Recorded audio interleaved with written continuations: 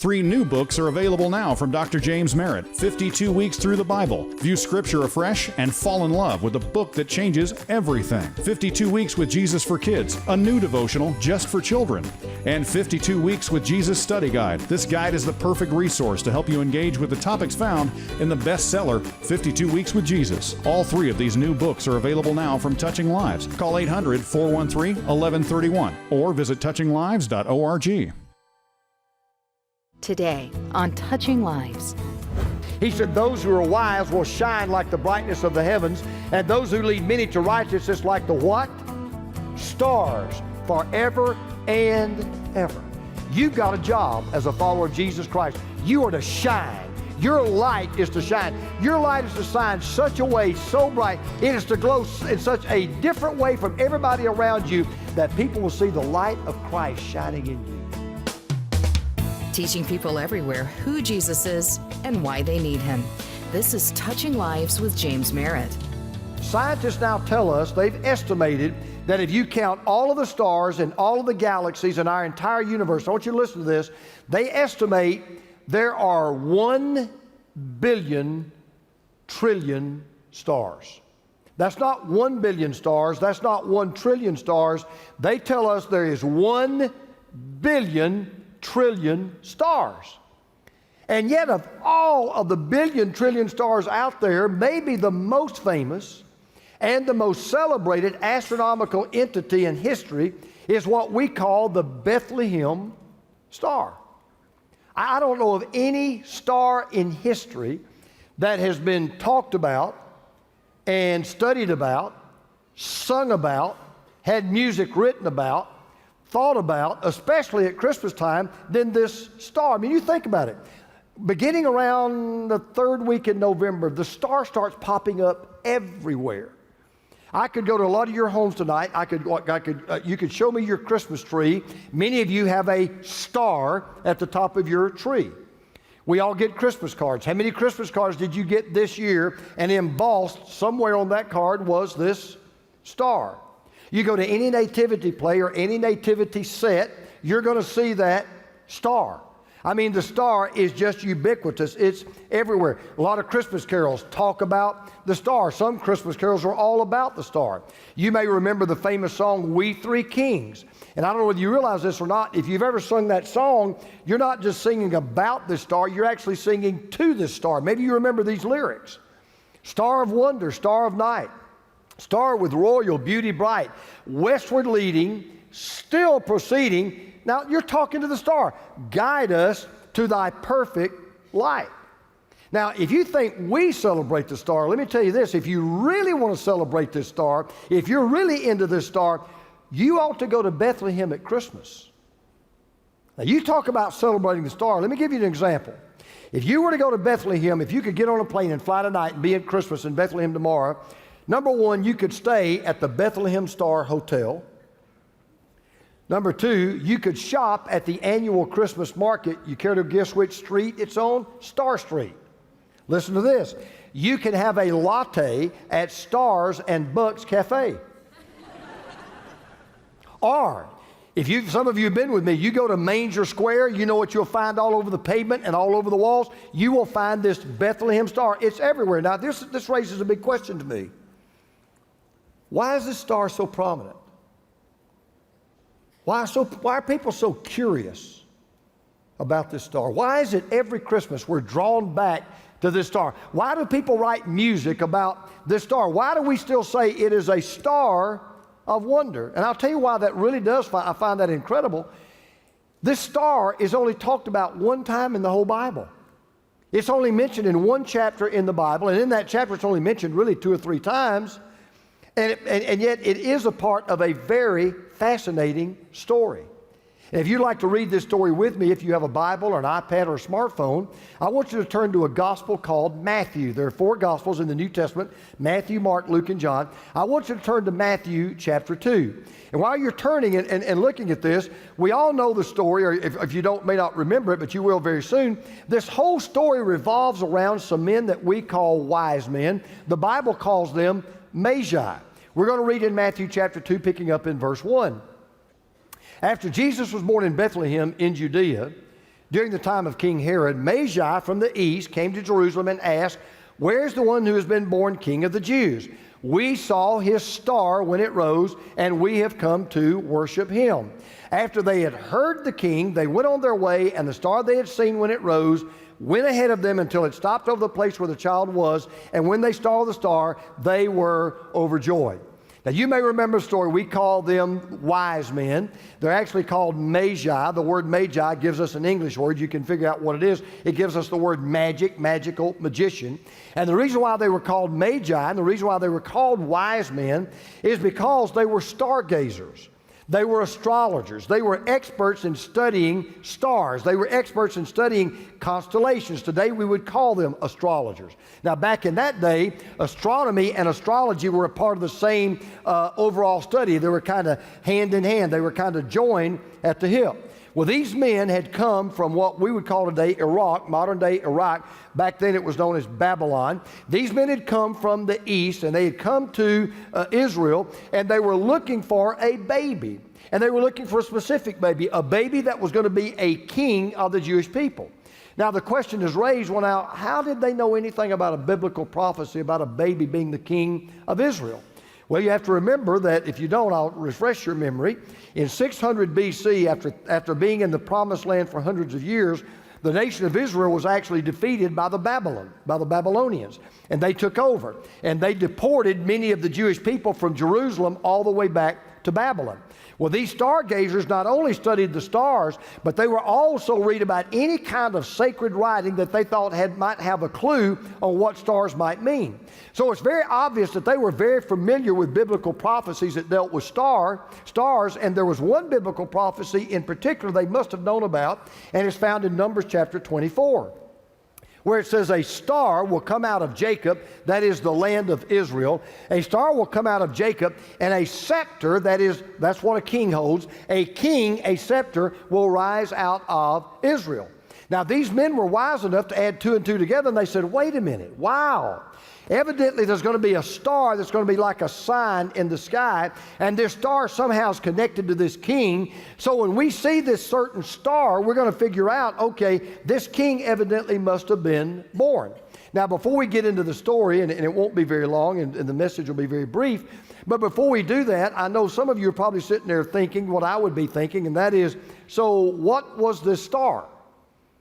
And to be honest with you, there's a lot of speculation about what this star was. I've been reading books about it, and it's all over the place. Some believe it was a comet.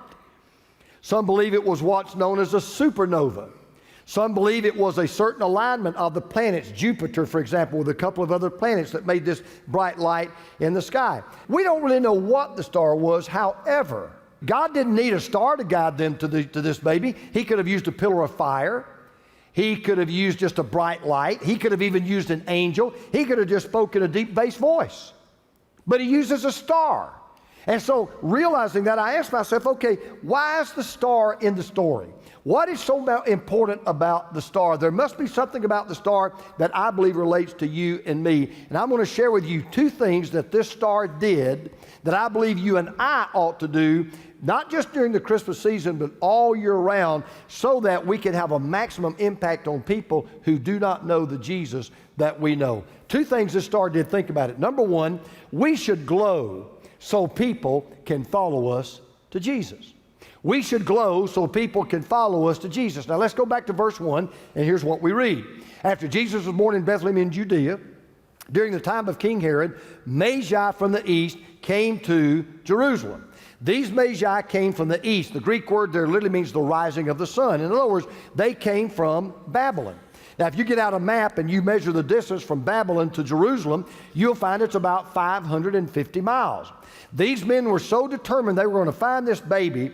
They get on camels. They probably traveled by camel back in those days. A camel would go about 15 to 20 miles a day, so you do the math. They traveled somewhere between 28 and 37 days, almost a month and a half.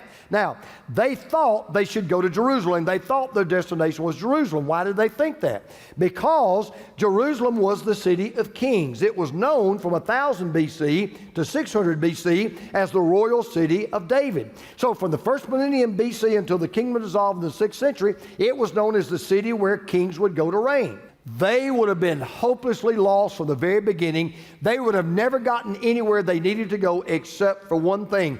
They only had one thing that they were pinning their hope on that would make sure that they would find that baby, and that one thing was that star. That's all they had. That's the only thing they knew to follow. That's the only place they knew to go to. Now, I don't know what it was that made this star stand out from any other astronomical globe, but it was all they had to follow, and it was all they needed. So when they decided, when they finally saw this star in the sky, and they said, okay, we've got to go. It's time. Somewhere, some way, this baby's been born. We got to find this little boy. From that very moment, day after day, mile after mile, week after week, the only hope they had to find that baby was the light of that star. Now, here's what I want you to think about. From the time they left home, they could not see that baby. They didn't know what the baby looked like. They didn't know what his name was. They didn't know who his parents were. They didn't know anything. They just knew the baby was there. They could not see that baby. All they could see was the light from that star. The only thing that could lead them was the light from that star. If at any moment that star had said, you know what, I'm just burned out. I'm tired of this. If that star at any moment had just said, you know what, I've had enough of this. I don't want to do this anymore, and just flipped the off switch, they're lost, hopelessly lost, helplessly lost. There is no way in the world on their own they're going to be able to find that little boy. The light was all they had to follow, and the light was all they needed. So here's what I want you to think about. The number one job of that star, the number one job was to glow, was to shine, so that they could follow that star and they could find Jesus. And here's what I want to say to you. If you are a follower of Jesus Christ, that's your number one job. Your number one job is to live your life in such a way, the way you act, the way you walk, the way you talk, the way you treat other people, the way you run your business, the way you operate your financial affairs, the way you treat your spouse, the way you treat your kids, the way you treat your parents. Your job is to live a life in such a way, and you shine in such a way that people can follow you to Jesus. And you may be saying, now where do you get that? What idea do you get that from? I get it from Jesus himself. You remember these words from Jesus? Jesus said in the same way, let your light shine before others, that they may see your good deeds and glorify your Father in heaven. Jesus is the star of the show, but we're on the undercard. We're also to be stars, shining through in the way we live and act and talk, so that people will see the light of Jesus in us, and we can point them to the star of the show. So just like that first star, we're to shine. We're to glow. We're to do it in such a way, we're to be so different from the run-of-the-mill people out there in the world that people will see the light shining in us, and they'll say, I want to know how I can follow you to Jesus. That's one thing. Here's the other thing. We should go so people can find Jesus. We should glow so people can follow us to Jesus, but we should go so people can find Jesus. Now, this is where the story really gets interesting. They get to Jerusalem, but they still don't know where this baby is. And so they come to King Herod and they say, look, we saw this star in the sky, and I believe King Herod probably seen it as well. So we've seen this star in the sky, and we're trying to find this baby, but we don't really know where this baby is. Can you help us? King Herod says, well, gosh, I don't know either, but I'll tell you this. I'm really well connected to the rabbis, I'm really well connected to the Pharisees, and I'm really well connected to the PhDs and these biblical scholars, and they know.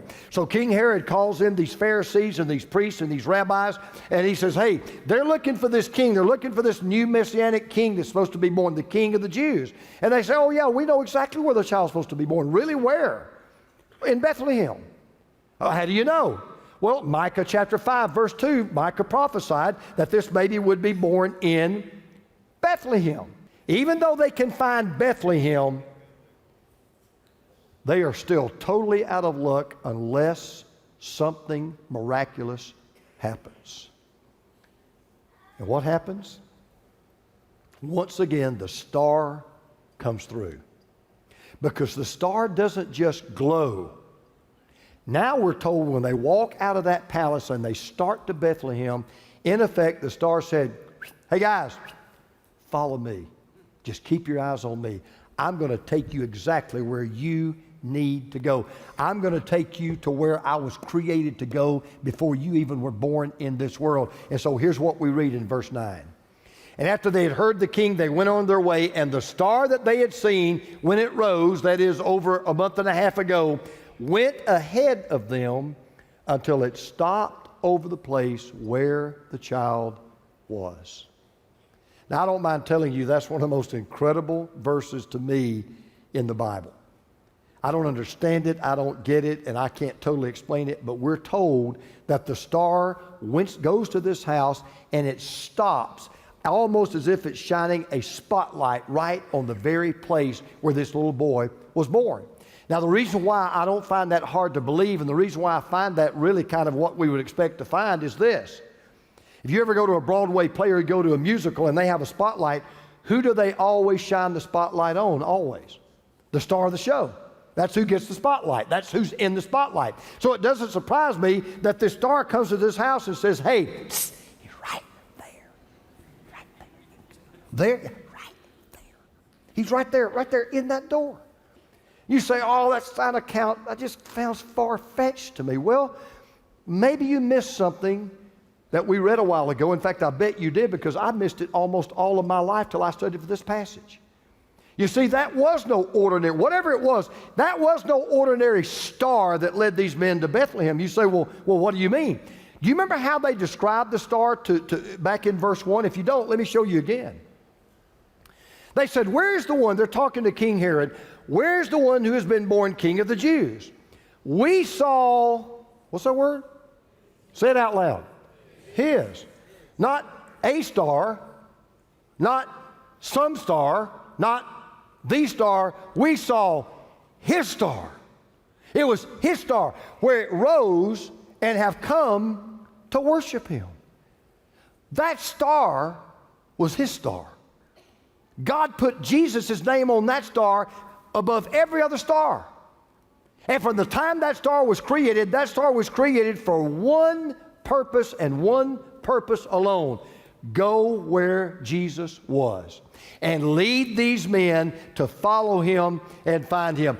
Everywhere that Jesus went, this lamb was sure to go. This star was sure to go. You get it? That's why it was there. They say, oh, this is his star. That's why you read this in verse 10. When they saw the star, they were overjoyed. Do you know what that really says in the Greek language? That's a very weak translation. That phrase in the Greek language is so long. Here's what it literally says. They were unbelievably, indescribably, deliriously happy. It was because that star had finally brought them to what they had been looking for all along, Jesus. Now here's what I want you to hear. Listen to this. These men had gone where God wants all of us to go, and that's to Jesus. You are not put on this earth to make money. You are not put on this earth to get an education. You are not put on this earth to get a job. You are not put on this earth to save for retirement. You are not put on this earth just to buy a house, drive a car, live a little while, turn up your toes and die. You were put on this earth to come to Jesus. Every one of us. Every one of us. And there have been so many stars in your life, whether you recognize it or not, so many lights in your life. And all these stars and all these lights have been to bring you to Jesus. So what I want to do now is just close with two questions. We're going to go home. Two quick questions. Because you have the right to ask this question, and I would ask it too. You may be sitting there saying, well, this is really nice. I really enjoyed that. I never thought about the star that way before. You did a lot of homework. Appreciate your study. That was really interesting. But wait a minute. What's the star got to do with you? And what's the star got to do with me? I mean, you still got to go to work next week. And you still got to pay your bills. And you still got to make a marriage work. And you still got to be a good parent. And you still got to be a good son or a good daughter. And you still need to be a good neighbor. So what does all this have to do with you? Well, let me talk to two groups of people real quick and we'll finish. I want to talk to the majority of you in this room, and you're a follower of Jesus. You would say to me, I'm a Christian. I'm a follower of Jesus. I love Jesus. I've been born again. He's my Lord. He's my Savior. Okay. Then I want to show you something about you. A Jewish rabbi by the name of Paul, who at one time hated Christmas, hated the Christ of Christmas, didn't want anything to do with Christmas. He didn't believe in the Magi. He didn't believe in the shepherds. He didn't believe in the angels. He didn't believe in the baby. He didn't believe nothing till he met Jesus face to face. This Jewish rabbi who became a follower of Jesus wrote something to a church in Philippi about how he expected them to live and how God wanted them to live. And here's what he wrote. He said, I want you to become blameless and pure, children of God without fault in a warped and crooked generation. Then you will shine among them like, what's that word? Stars in the sky. This man said, you know, when you meet Jesus and you trust Jesus and you love Jesus and you know Jesus and you worship Jesus, then you will glow and you will go so that other people will want to come to that light. My question to you tonight, if you're a follower of Jesus, is this question. Is your flashlight on? That's my question. Is your flashlight on? Are you shining as a star so that people can follow you to the star of the show? There was a prophet named Daniel who wrote these words thousands of years ago. He said, those who are wise will shine like the brightness of the heavens, and those who lead many to righteousness like the what? Stars, forever and ever. You've got a job as a follower of Jesus Christ. You are to shine. Your light is to shine. Your light is to shine such a way, so bright, it is to glow in such a different way from everybody around you that people will see the light of Christ shining in you. And they'll say, there's something, I want to follow and find what it is you're following and what it is that you have found. That's my word to you. Now the second group. So you walked in here tonight, and I'm glad you're here. But maybe you came because the grandkids begged you to come, or your kids begged you to come, or you're in town and you got nothing else to do. It's kind of the thing you do with Christmas Eve on your family. But just to be honest, you're really not into this Jesus stuff. You're not really sure about the Christmas deal. You're not really buying into the star and the Magi and the angels and the shepherds and this baby was the Son of God. And you're just not really into all that. You're not really sure about all that. Here's all I want to say to you. There's one other group in this story that I don't want you to forget. And it was those religious leaders, those Pharisees and those priests. And let me tell you why I want you to think about that. What you did tonight, they did every Sabbath. They went to the synagogue every Sabbath. They studied their Bible. They prayed. They said they had a personal relationship with God. And they didn't even bother to take the time to walk the 5 miles to check the story out for themselves. All I'm asking you to do is this. If you've never trusted Jesus Christ as your Lord and Savior, and you've never given your heart and your life to Him, all I'm asking you to do is just this. Just take the 5-mile journey and just check Him out. That's all. Just see. Just see whether or not He really is who He said that He was. Because if you don't, a miss is as good as a mile. And this is what I close with, and this is why this is so important to me. See, I believe the greatest tragedy in life, by far, is to go through this show called life and miss the star of the show. Because I got news for you. I wish I could talk to every Hollywood actor and every Hollywood actress.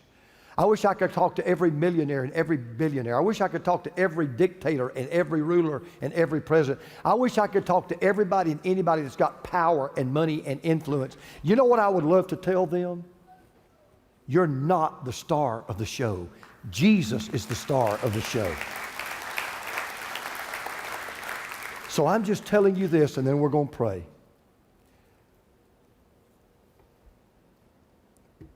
It is a tragedy to go through this life, the show called life, and miss the star of the show.